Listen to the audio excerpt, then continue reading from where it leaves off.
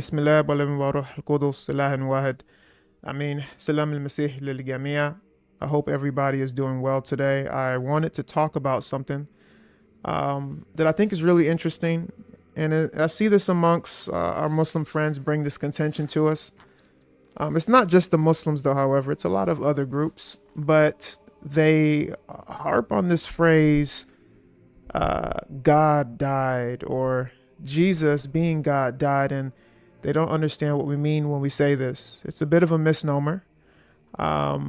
But obviously, God who is uncircumscribed, God who is fully divine, who is nothing like his creation, how can God, quote unquote, die? Well, the flesh that he took on, if he indeed did take on flesh, then according to the natural processes of flesh, the flesh could die, and that wouldn't be a problem. That's what flesh does. And he could still exist as God while the flesh that he took on perished, and then he could raise it up again as he wills. This is why we read in the Gospel of John in chapter 1. في البدء كان الكلمة وكلمة كان عند الله وكان الكلمة الله هذا كان في البدء عند الله كل شيء به كان وبغيره لم يكن شيء مما كان والكلمة صار جسدا وحل بيننا ورأينا مجد كمال وحيد من الآب مملوء نعمة وحق. In the beginning was the Word, and the Word was with God, and the Word was God. He was in the beginning with God. All things were made through him, and without him nothing was made that was made. And the Word became flesh and dwelt among us, and we beheld his glory, the glory as of the only begotten of the Father, full of grace and truth. So as you see, a divine person took on flesh, but is not merely a man after the flesh. This is why we can read passages like Acts chapter 20 verse 28 that says, احترزوا إذن لأنفسكم ولا جميع رعيتي التي أقامكم روح القدس فيها السقيفة لتعوروا كنيسة الله التي أقتناها بدمه. Therefore, take heed to yourselves and to all the flock, among which the Holy Spirit has made you overseers, to shepherd the church of God, which he purchased with his own blood. So if you notice something really interesting about this passage, it says that God has blood. Well, how can God have blood if again, he's uncircumscribed, if he doesn't have a physical body, like if he's not like us in that aspect? Well, again, if he acquires flesh, then that flesh was a real flesh. It wasn't fake flesh. So therefore, the flesh that he took onto himself as a second nature, that type of flesh can experience, the shedding of blood or whichever. And that could happen. And again, him not cease to be God. This is just logical. Like, this is not a problem for us.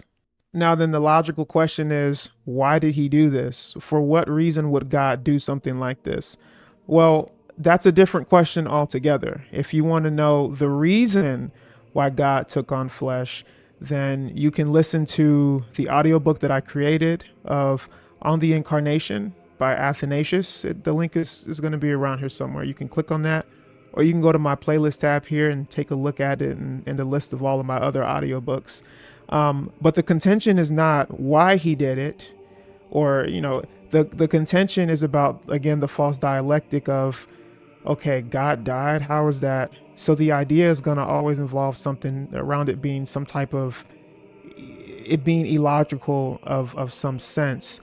So I'm setting the foundation to explain that even from the scriptures, primarily, we do see that this is what has happened. And then we can go into whether or not it's logical or it's illogical. Now, what's really interesting about this is, even according to the Quran, we have a verse in the Quran in Surah Al-Baqarah where it says that, do not say of the martyrs that they are dead, but they are alive, although you perceive it not. So we do have an idea, even within Islamic aqidah, where just because you take off this flesh does not mean you cease to exist. You just change locations. Now, for the sake of the conversation, I will give you one reason as to why Christ did this, the second person of the Trinity, a divine person, why he did this, because it is directly correlated to Islamic aqidah. It is directly related to things that we see within the Quran itself. According to our system, and again, according to the Islamic system, to see God is detrimental. Nobody can do that and live. We read in the Bible, وقال لا تقدر أن يرى وجهي لأن الإنسان لا يراني ويعيش. But he said, you cannot see my face, for no man can see my face and live.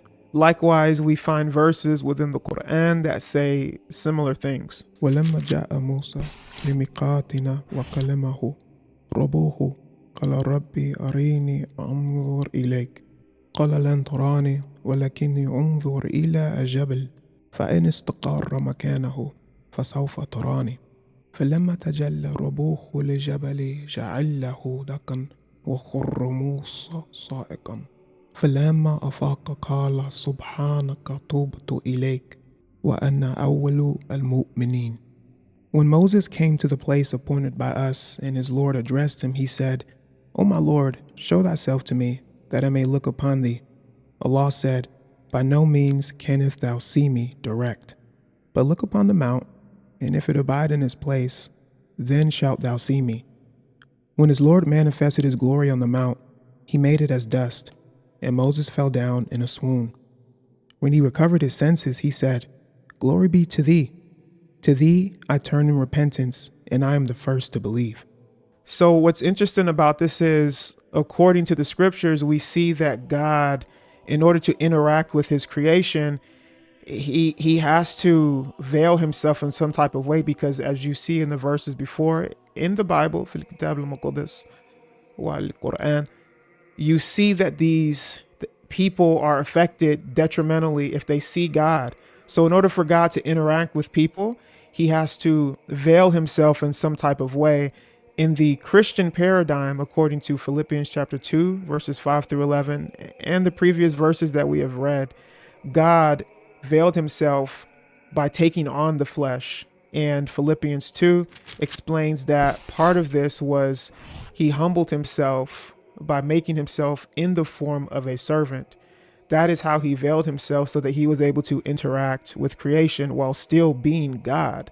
Now, what's interesting is in the Islamic paradigm, Allah does something similar by veiling himself. If we read Sahih Muslim 179a, it says, حجابه النور لو كشافه لأحرقت صبحات وجهه وانتهى إليه بصره من خلقه. His veil is the light. If he withdraws it, the splendor of his countenance would consume his creation so far as his sight reaches. Now, whether this effect is created or whether or not it's ghayr makhluk, if it's uncreated, is irrelevant, because the effect of it still remains the same. He is using something other than himself. Whether you want to say it's an attribute, it doesn't matter, because the attribute is not Allah himself. So he's using something other than himself directly to veil himself so that he does not destroy creation. He limits himself in some type of way so that we can experience him. This is Allah. So we can experience Allah without being detrimentally injured. So now that we've understood that in both paradigms, in both worldviews, that this is something that God does, and even to an extent that it is a necessity if he wants to interact with his creation in any type of meaningful way. The only next thing that we're going to see really, contentions from Muslims, or again any other worldview where this is concerned, but typically it's going to be Muslims, is the idea of the incarnation, or this idea itself just being illogical in some type of way. Primarily, they're going to say that the incarnation is illogical. How can God be fully God and fully man. That's essentially what the argument's going to be. Now, this is where you have to really pay attention, because if they're going to say that it is illogical for God to do this, they have to be very precise in what they mean and why they're saying it, because in order for something to be illogical in the true sense of the word, it has to violate the laws of logic. That's what it means to be illogical. And the three laws of logic are the law of identity, which is A equals A, or essentially it can be a cat is a cat, right? Like a cat cannot be a dog. Like that's not how that works. A second law is the law of non-contradiction, right? So essentially this is just saying that it's not possible for A and not A to both be true at the same time in the same way. Now, this is very important when I say in the same way. So, for instance, it has to be of the exact same kind of nature. So, for instance, an example would be something like 3 is an odd number. And then I have another statement that says 3 is not an odd number. Well, in the exact same sense, they're odd numbers. I mean, in the exact same sense, they're both numbers, correct? So either it is an odd number or it's not an odd number. It can't be a odd number and a not odd number at the same time.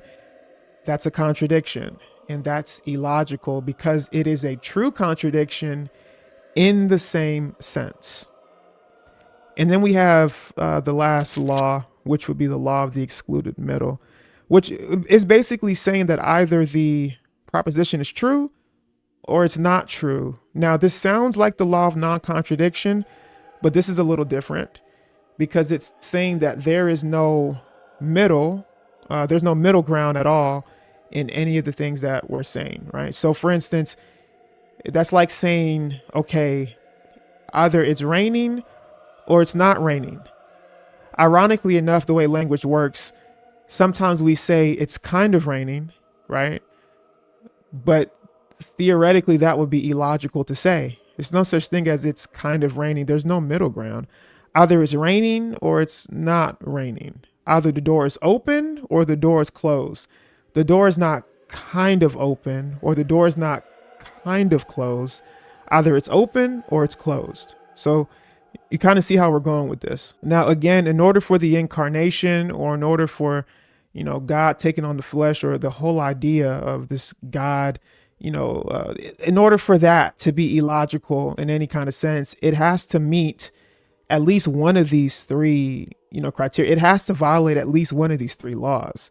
And when it comes to the incarnation, when it comes to God taking on flesh, when it comes to any of this, we don't see any violation at all. Therefore, it cannot be illogical. Like the law of identity, according to the divine nature, he's divine. According to the human nature, he has a human nature. There's no contradiction there. So that would be like saying A, the divine nature equals A, the divine nature. And then you have another proposition B, the human nature equals the human nature. Nobody says that A, the divine nature equals B, the human nature. Nobody says that. We believe Christ has two natures. Therefore, that renders that logical. There's no problem there. What about the law of non-contradiction? Well, we don't see any violation there because we believe that God took on a human nature. We don't believe that the human nature became God. So, for instance, as we stated earlier, it is not possible for A and not A to be, to contradict in the exact same sense. So what would make this a true contradiction is if God, who was uncreated, then, became created. But we don't believe that. We believe that the divine person, which is Jesus, took on a created, human nature. But one came before the other. So it would be a true contradiction if both of them happen simultaneously at the same time. But we don't believe that. God is, again, uncircumscribed. He is eternal. At some point, he took on a created human, flesh, a human nature, but they didn't both happen at the exact same time. Therefore, there's nothing about that that's illogical. And then here is the last one would be like the law of the excluded middle, right? Like, so something that would make this illogical is if we were to say something like God is uh, Christ is like 50% man, or and then he's 50% divine or something like that. Okay, well then that would be, is half man, half God. That's, so that would be an actual contradiction. Even in the aspect in which somebody could say he's 100% man and 100% God, anytime you use percentages, that necessitates, that entails composition, because percentages make up things. So, you get to 100% and now you've built something. Or this is why we don't use percentages when it comes to God. He is fully man, he is fully God. This is what we believe about the incarnation. So there's no contradiction there either. He's not in the middle of anything. No, he is fully God and fully man. There's no contradiction there. So yeah, with that being said, I mean, that kind of wraps it up. We kind of went through the beginning, the idea of, well, um, this false idea of God dying. We don't believe that. We believe the flesh that he took on perished, and then by his own power he raised that flesh back up, which is something that God can do. And the idea that if he was going to do that, in order for him to interact with his creation, he would need to do something like that, as we even see in Islamic Aqidah, the idea of God using something so that he can veil himself in some type of way so that he doesn't destroy creation or the people he's trying to interact with. And we believe that Christ did that by taking on the flesh and dwelling amongst us here on earth. And then, obviously going through the idea, well, okay, fine. So sure, God does that, or God can do that, or God has to do that. But now we have the idea of, if he does that now, then, that this must be illogical. God can't do that. That's illogical. We went through the 3 laws of logic. There's nothing about it illogical.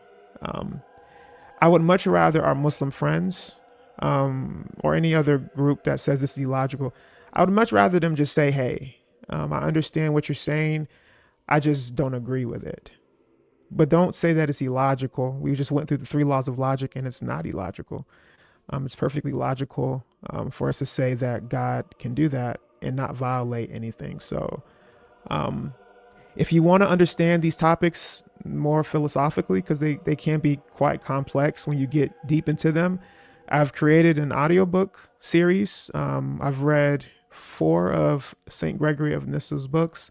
The premier book being Not 3 Gods, which is it's really enlightening. I think it'll really help to explain some of this stuff to you. And then obviously I've done St. John of Damascus's work on the Orthodox faith, book 1.